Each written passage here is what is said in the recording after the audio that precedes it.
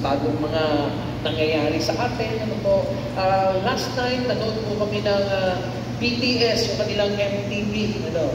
At sabi ko, hirap, mga gagaling naman itong mga kabataan ito. Yung views ko ay 1.8 billion. Wow, daming nanonood sa BTS. Sikat ba ang BTS sa inyo?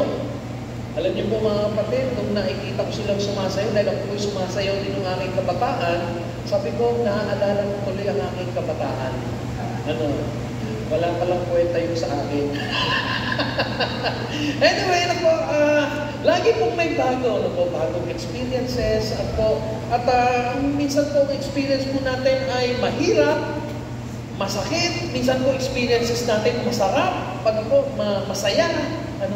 At yung pong mga bagong nai-inventong mga gamit ay nagpapadali po ng ating mga buhay.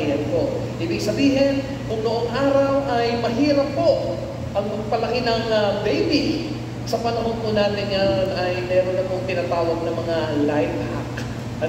Kahit po yung ginagawa nating mga pang-araw-araw nating gawain, meron parang life hack yan.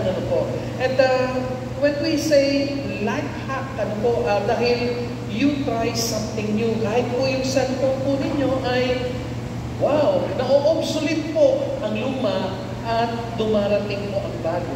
At yung bago po ay pinipili po natin because something new is in there. Kaya po, this morning, I would suggest, try something new. And it's time for something new for our church and for each and every one of us and for our families. You know what? It's worth a try. Subukan po natin ang something new. And ang ating Panginoong Diyos ay meron din po gustong gawin sa buhay natin. Something new. Sino po naniniwala na mayroong bagong bagay ang Panginoong Diyos para sa iyo?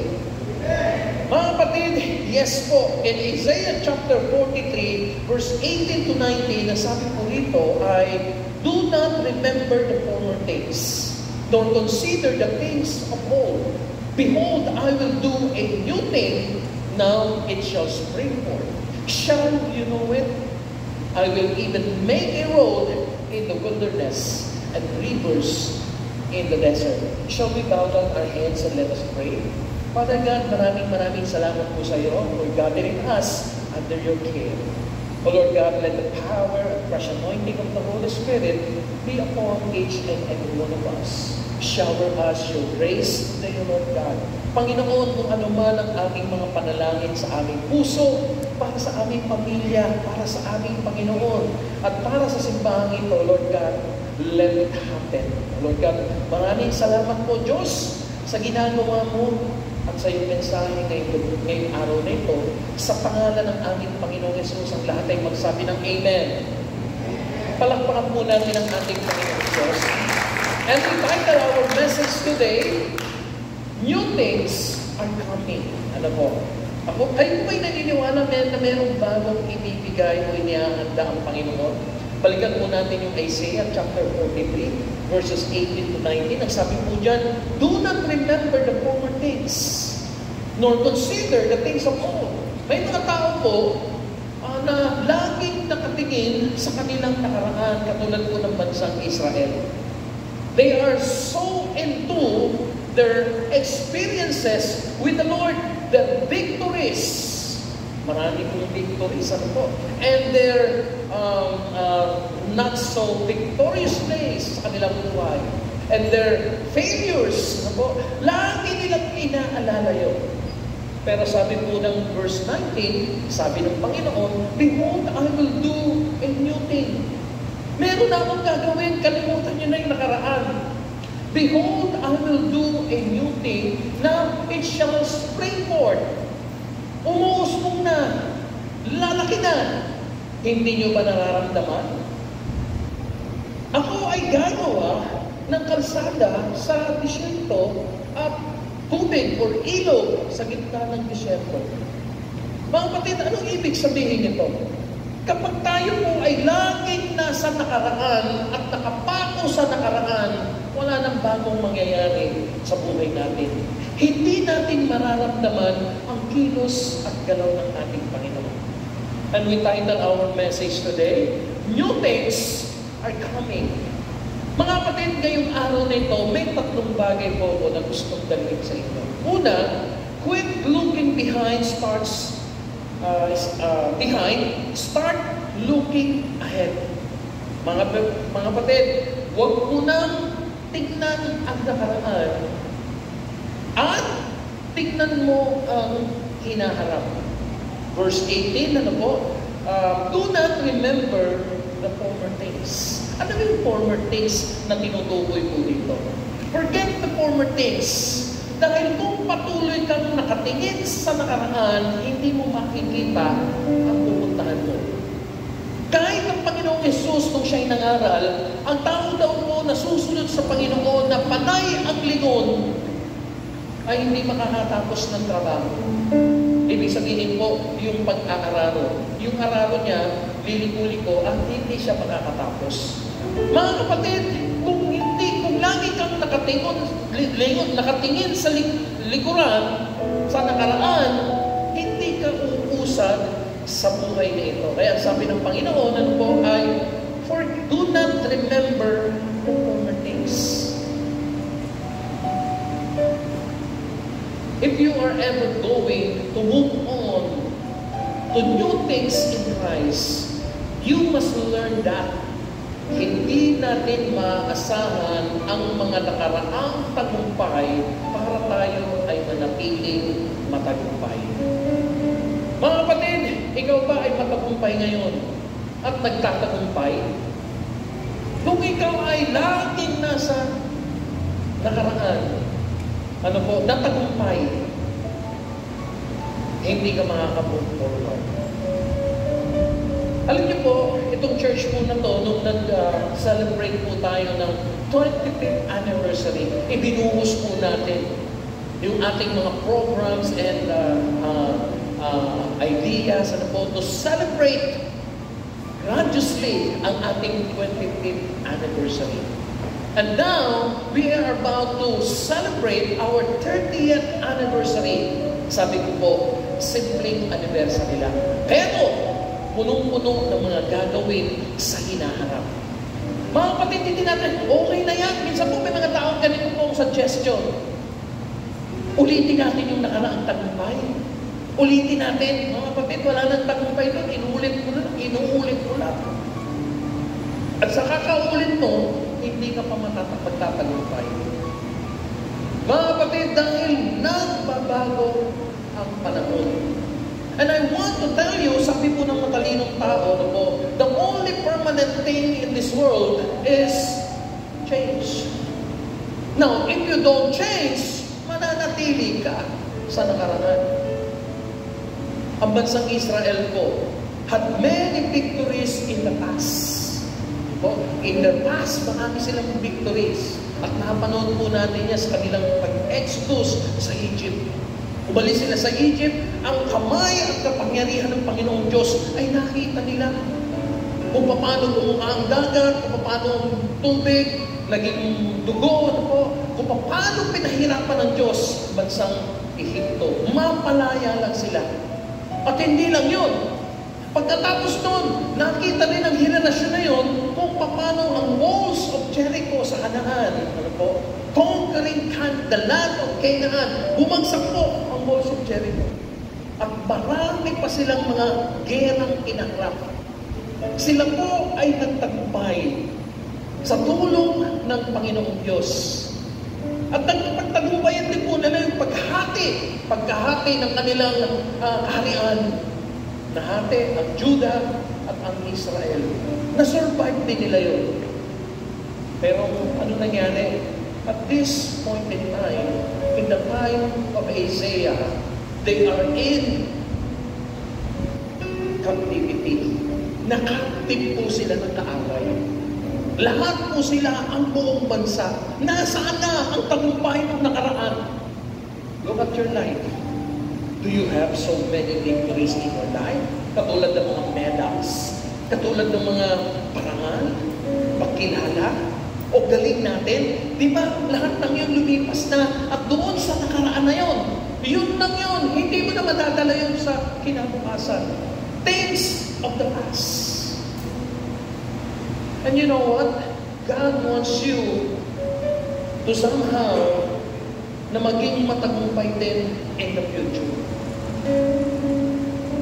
Itong mga Israelites, yung kanilang dating mga tagumpay, wala nang magagawa sa kinakaharap nilang pagsubok na yun.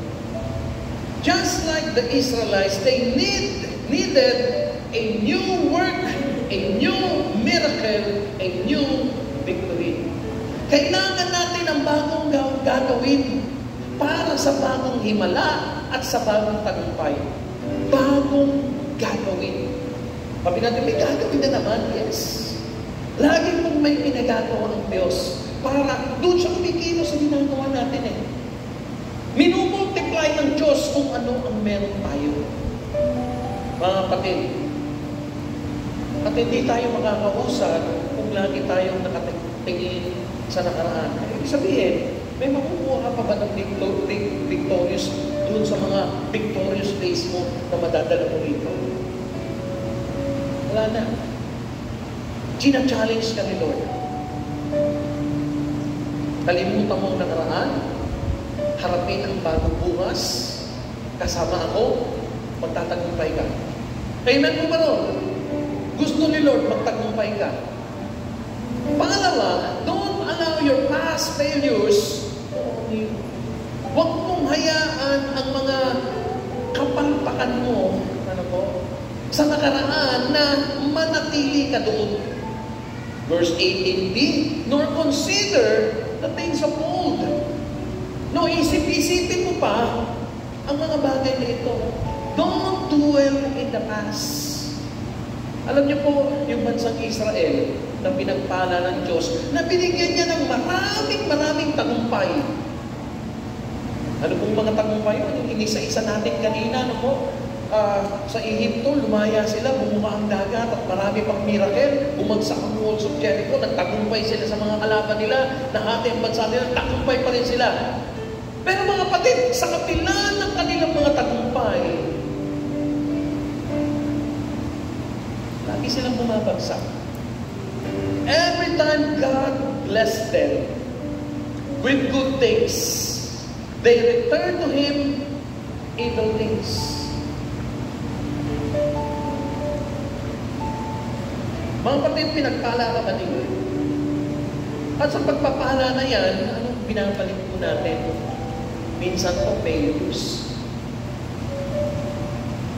Balikan natin yung children of Israel. The children of Israel have failed God intentionally. Paano inintensyon? Sinadya ba? Mga kapatid, pinagpala sila ng Panginoon at yung pagpapala nila, ibinili nila ng kasalanan. Yung pagpapala nila, naging curse sa kanila dahil lumayo sila sa Diyos. Una, God gave them the temple, a place where you can talk to God. Ano po? But instead, they gave Him idols. Sabi ng Diyos, ako lang ang Diyos, walang iba. Pero gumawa sila ng mga Baal, gumawa sila ng Apollo, Ashira, at kung ano-ano pa. Sinamba nila ang ibang Diyos, Diyosan. Bakit? Sabi nila, ayaw namin ang Diyos na hindi nakikita. Nagmuha sila ng mga ribulto. God gave them truth. They live and proclaim a lie. Even the prophets declare lie. At yun ang gusto nila pakinggan, yung kasinungalingan. Masarap sa pakinig yung kasinungalingan. God gave them His commands. They lived like they were suggestions. Binigyan sila ng Panginoon ng mga utos, pero tira. Yung utos, nasa akin na yun, kung susundin ko, hindi. Tayo ba, binibigyan pa tayo ng Panginoon Diyos ng utos? Alam niyo po, pag pinagpapala tayo ng Panginoon, pinagpapala niya rin tayo ng mga kautosan. At yung utos, minsan ginagawa natin yung suggestion, susundin ko o hindi. Ako mamimili. God gave them wealth. They use it to abuse the poor. Lumaki ang mga ulo. Yumabang. Hindi na naging makatao. Dahil sa salapi. God gave them Himself. They give Him nothing except rejection. They reject God. Ayaw ng tao, ayaw ng mga Israelites sa Diyos. Parang paano? Deserving pa ba sila sa bagong pagpapala ng Diyos? Kung tutusin, hindi na sila marapat sa pagpapala ng Panginoon. Pero sabi ni Lord, forget the past. Do not consider the things of the past. Huwag ko nang isipin. Mag-usap tayo. Halika, mag-usap tayo. Meron akong bagong bagay na gagawin para sa iyo. And notice God's message. Forget the former days. Do not dwell in the past. See, I am doing a new thing. Shall you know it? Nararamdaman mo ba? Naiisip mo na ba na may gagawin ng Diyos, may gagawin ako? Alam niyo po, ginagawa ng ating Panginoong Diyos ay binibigyan niya tayo ng pagkakataon na magsimulang muli. Maybe you failed God. You forget God. You sinned against God. But sabi ni Lord, halika, mag-usap tayo rito. Forget about the former things. Or consider the former things. Huwag mo nang isipin niya. Behold, I am doing new things. Huwag ka nang mabuhay sa nakaraan. Let us start over. Hindi sila kinondem ni Lord. Ang Israel. And look at you, God is not condemning you also. Pagkos ang sinasabi ni Lord, come to me, all of you who are weary and heavy laden, and I will give you rest. Tinatawag ka uli ng Panginoon sa Kanya. Minsan ko naiisip natin, paano ba ako maglilingkod sa Diyos? Eh, nawasak na ang buhay ko ng kasalanan. Paano na ako maglilingkod sa Panginoon? Hindi na ako, wala na akong mukhang ihaharap sa Kanya. Iniwan ko siya. Iniwan ko ang Diyos. But God said, kalimutan mo na nakaraan. Let us start over. I will not condemn you. Narito ako para baguhin pagkakataon. Tinibigyan kita ng isa pang pagkakataon. At narito ang aking mga kamay. Halika, mag-usap tayo. Let us talk about this. Kapag naipag-usap ka sa akin, meron akong bagong bagay na gagawin. Hindi lang bago, Hindi lang bago, because I will make a way where there is no way. I will make a river in the desert just for you to come back to me and talk once more.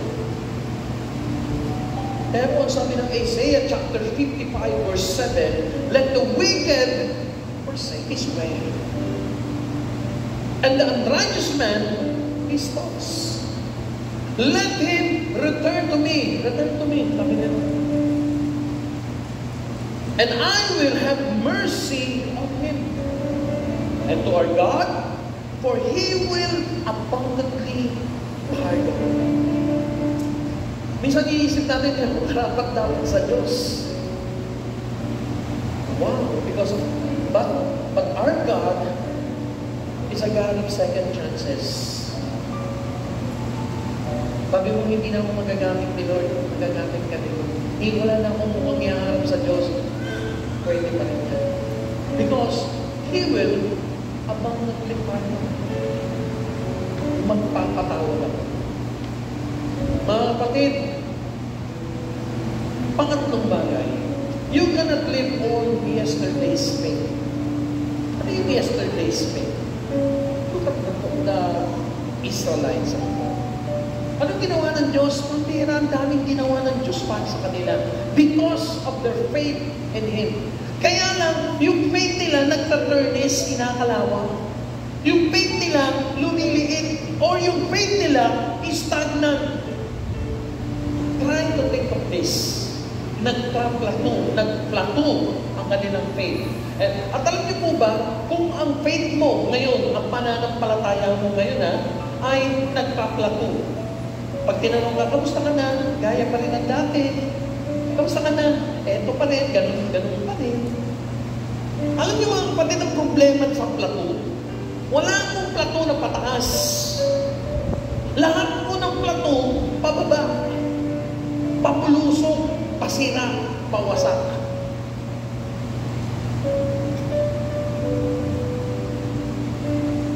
Israel's own faith was not sufficient enough to deliver them from their present problems. Kaya kailangan po natin ng bagong pananampalataya. Kasi yung pananampalataya nila noong nakaraan, hindi na magagamit dahil maliit. Masyado ng maliit. Kailangan itaas ang level. How's your faith today? Look at this. From their first Passover, sumampalataya sila sa Diyos.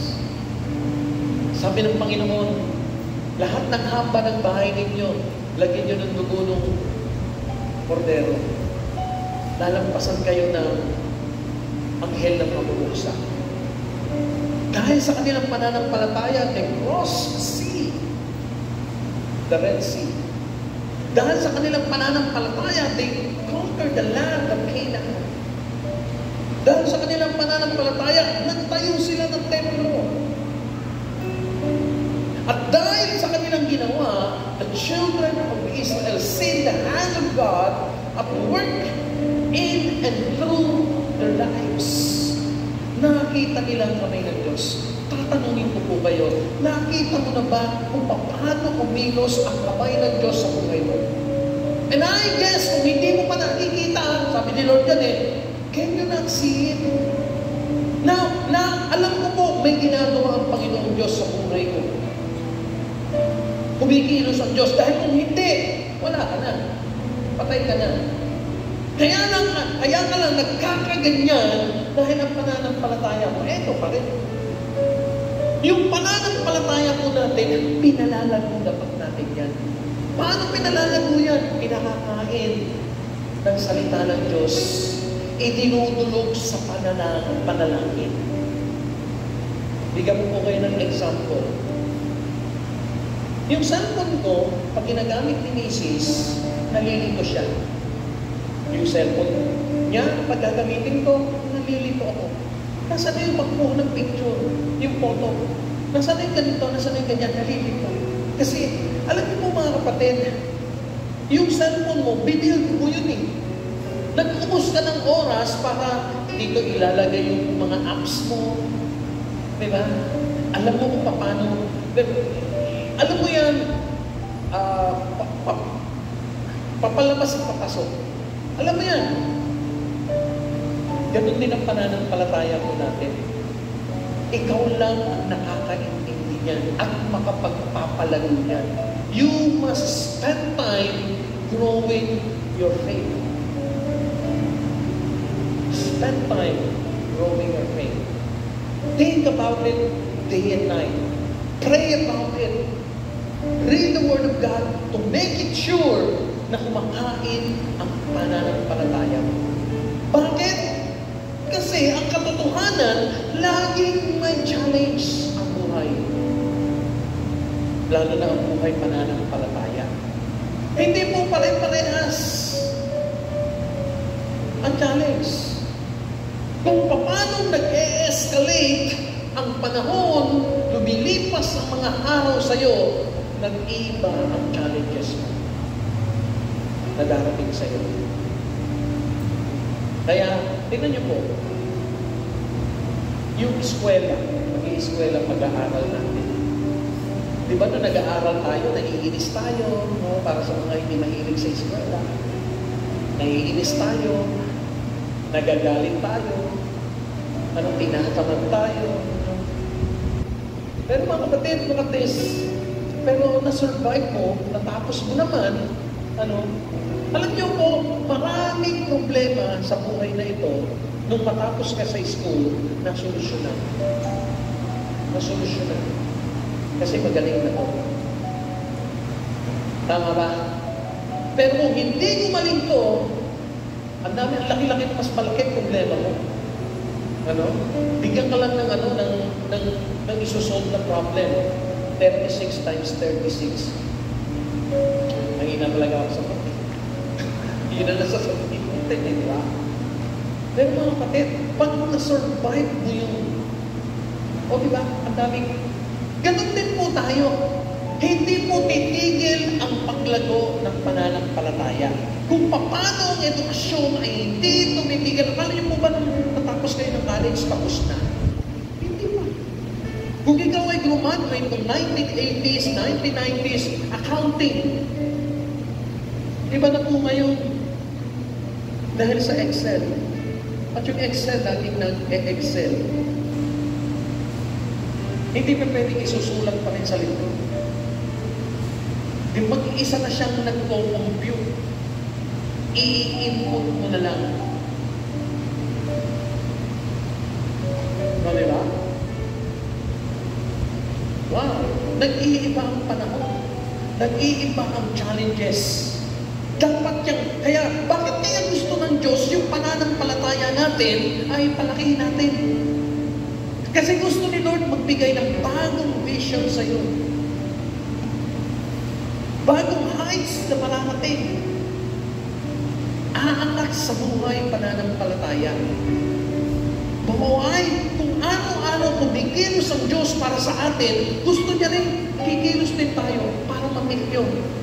Because every day, God is changing us from glory to glory. Ibig sabihin ng glory to glory, nag-escalate yan, tumataas. Now, since God is changing us from glory to glory, your faith should follow. Pambihira kung kailan tayo kumanda, pababa ang pananampalataya natin. Mali. Tapos magtataka ka, Panginoon, bakit ang dami kong pagsubok? Bakit ang dami kong problema? Anak, yung problema hindi magbabago yan. Laging nandyan yan. Pabigat nga ng pabigat yan eh. We need a new portion of faith. Psalm 85 verse 6 to 8, sabi po dyan, will you not revive us again? Hindi mo ibubuhayin mo. That your people may rejoice in you. Show us your mercy, Lord, and grant us your salvation. Anak, ginagawa mo na lahat. Sa'yo, araw-araw. I will hear what God the Lord will speak. For He will speak peace in the people, in His people, and His saints. God wants to revive us. Para ano? Para tayo ay maging masaya. God wants to show mercy and salvation day after day. Mga kapatid, yung pananampalataya mo, kailangan mong palakihin mo, lalo kung ikaw magulang. Dahil yung pananampalataya mo na hindi papasa mo sa anak mo. Pag ang pinasa mo sa anak mo, mahinang pananampalataya. Laki ng problema ng anak mo. Patalikod sa Diyos siya in the future. Pag hindi mo napasahan, tingnan niyo po kunyari ako, tatay, pinasa ko sa anak ko, 100% ang pananampalataya ko, pinasa ko 90. Yung anak ko naman, pinasa sa anak niya 70. Pinasa uli niya 60. Alam niyo po problema ng future? Mas mabigat ang problema ng future dahil one day, lahat ng Kristiyano haharap sa matinding pagsubok or persecution. Tapos ang pananampalataya mo, 50. Kaya sabi ng Bible, maraming tatalikod sa pananampalataya. Dahil namali tayo ng pasa. Dapat papasahan natin sila ng matinding ang pananampalataya. Mga kapatid, look at this. Isaiah chapter 41 verse 10. Sabi, challenge tayo ni Lord. Challenge ni Lord sa atin, lumakas tayo. Sabi natin, nakatatakot ako eh. Sabi ni Lord, fear not, for I am with you. Do not be dismayed, for I am your God. I will strengthen you. Yes, I will help you. I will uphold you with my righteous right hand. Tutulungan kita, huwag kang matakot. Panginoon, ganito na lang ako eh. Panginoon, daming yung kinakaharap na pagsubok eh. Panginoon, tumalikod na ako sa iyo eh. Panginoon, nalayo ko sa iyo dahil sa mga victories ko eh. Come on, let us walk again. Ayusin natin, pag-uwi natin. I do not fear. I will help you. Do not be dismayed. I will strengthen you. I will uphold you with my righteous right hand. Isa pa. Deuteronomy chapter 31 verse 6. Be strong and full courage. Do not fear nor be afraid of them. For the Lord your God, He is the one who goes with you. He will not leave you nor forsake you. Lagi po natin tatandaan, mahal ka ng Panginoon. At ang gusto ng Panginoong Diyos, magtagumpay ka na. But you have to forget the things of the past. Ano yun? Past victories, past failures. And then, strengthen your faith. Dahil nag-e-escalate ang challenges. Don't be afraid, for I am with you. Be strong and of good courage. For the Lord your God will always be with you. He will never leave you nor forsake you. Because in the end, ito po ang gusto ng Diyos. He wants you to win the prize. Kaya sabi ni Apostle Paul, what I do, I run over the goal to win the prize. What I do, forgetting what is behind and press on toward the goal. Amen po ba? Tayo po lahat ay lumayo. Hallelujah. Hallelujah. Tayo po mananalangin. Hallelujah. Panginoon Diyos, maraming salamat sa iyo. Lord God, thank you, Lord, dahil we are so assured, Lord, that, Panginoon, tutulungan mo po kami. Patatawarin mo po kami sa aming mga past failures, sa aming mga sins, sa aming mga ginawang hindi maganda, Panginoon. Panginoon, babaguhin mo kami, O Diyos, at pagtatagumpayin, Panginoon. At mananatili ang aming tagumpay dahil, Lord, kasama ka namin. Kakalimutan na namin ang nakaraang victories at haharapin namin ang bagong challenge. Panginoon, pagtatagumpay mo kami because our faith will be stronger, Lord God. Lord, maraming salamat po sa iyo. Shall we sing this song? Hallelujah.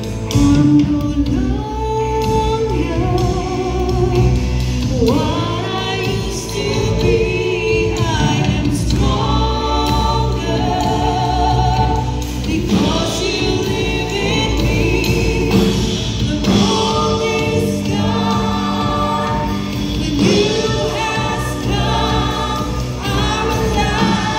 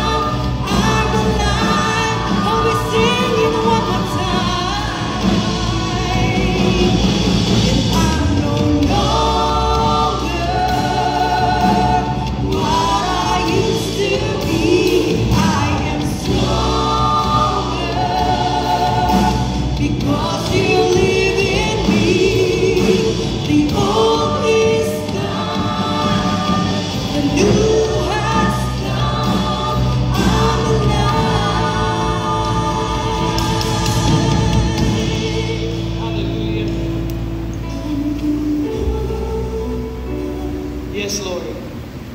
What is to be, I'm stronger, because you live in me. The old is gone, the new has come. I'm alive. Hallelujah. Hallelujah. We praise you, Jesus. We praise you, Lord. Hallelujah. Panginoon, maraming salamat sa iyo. We thank you, Lord God, for your mighty words. Panginoon, ang iyong salita, nagbabago ng aming buhay. Baguhin mo po kami, Panginoon, body, soul, and spirit. Let your word reign in us, Lord. Let your assurance, O Lord God, be always in our hearts, Lord. Na Panginoon, tinatanggap mo pa rin kami, O Diyos, sa kabila ng aming mga failures. Na Panginoon, maaari pang lumago ang aming mga pananampalataya dahil tutulungan mo kami, Diyos. Ang kailangan lamang namin gawin, Lord, lumapit sa iyo, kalimutan ang nakaraan. Panginoon, pangunahan mo po kami. Gusto po namin magtagumpay pa, Panginoon, sa mga kakaharapin namin sa buhay na ito. Thank you, Father God. And Lord God, today, ito po ang aming mga ikapot handog, Panginoon. Dinadala namin ito, Panginoon, sa iyong banal na tahanan. Dalangin namin, Panginoon, na pagpalain mo po ito, gamitin mo, Lord, para sa advancement ng iyong kaharian. Gamitin mo ito, Panginoon, para may mga kaluluwa pang maabot at mailigtas, Panginoon. Gamitin mo ito, Lord God, to sustain our church. Lord God, we honor you, we praise you, Lord God, today. This we pray in Jesus' name. Amen. Let us give our tithes and offerings.